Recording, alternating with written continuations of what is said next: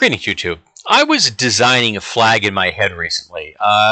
Just a thought experiment for a potential royal line, some idea I'm running through my skull at the moment. And I came up with the design of a flag with three sections, kind of like the French flag. The ones on either end being purple, the one in the center is white, and in the center of the white section is a rearing winged lion with a crown. Now, those that don't know anything about heraldry don't realize that you can't have color on color in a heraldry. And white and yellow are considered metals. So white and yellow can be separators for colors. So purple, white is now separated from the red in the center. So that's considered heraldically correct. There are probably exceptions to this. Heraldry got very complex near the end.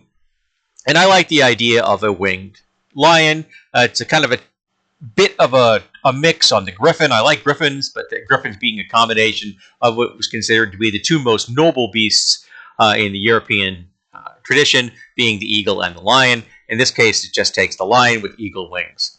And the crown, of course, because it's a royal flag. But it got me thinking about carnivorous steeds. We see them everywhere. How many times have we seen goblins or orcs riding on wolves or wargs, or elves in some cases? How many times have we seen, people riding dragons or aurochs, axebeaks, just horrible carnivorous beasts that are dangerous or were dangerous and would be dangerous in the real world, but they're carnivores. How the hell do you feed an entire cavalry unit of carnivores? Just feeding cavalry that are herbivores is a huge task. It gets a lot more complex when you have to have an entire herd of animals brought along with your cavalry just to keep them fed. Now, yeah, having an elite unit of flying lions or flying or griffins kind of makes sense. It's a bragging right for a king or an emperor or an empress or what have you. But I can't imagine wanting to have them for every member of an army. That makes zero sense to me. It makes much more sense to have steeds that are omnivores.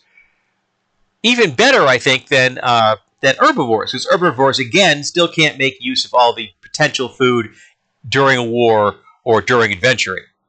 Because there will be times when there's not going to be the types of plants that animal needs to keep healthy, whereas there might be types of meat that they could consume.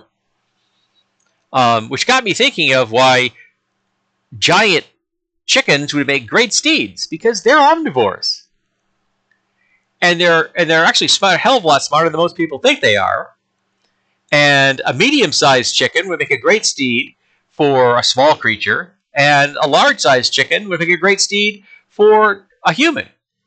And the roosters are damn dangerous. And again, omnivores. You could feed them all kinds of crap. The same things with having boars. They're omnivores. They'll eat anything, including people.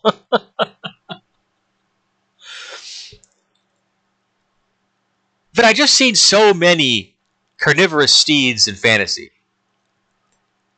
And I don't think anybody ever juggled the logistics.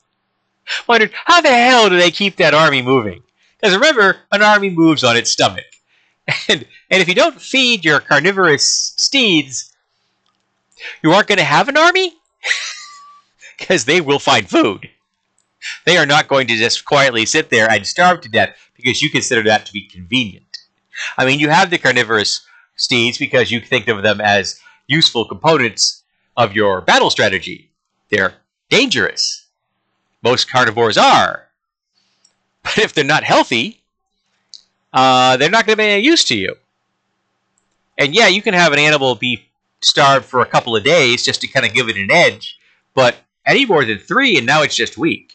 Now it's just out of its prime. And unless you have an endless supply of meat, it's going to be hard to field any kind of numbers when it comes to those kind of cavalry members. So, have any of you found a solution to that problem? Have you discovered a way to pull this off? Or is that more of the hand-wavium when it comes to that kind of stuff? And if any of you have ever done any, heraldry for your games, tell me about it. I'd like to know.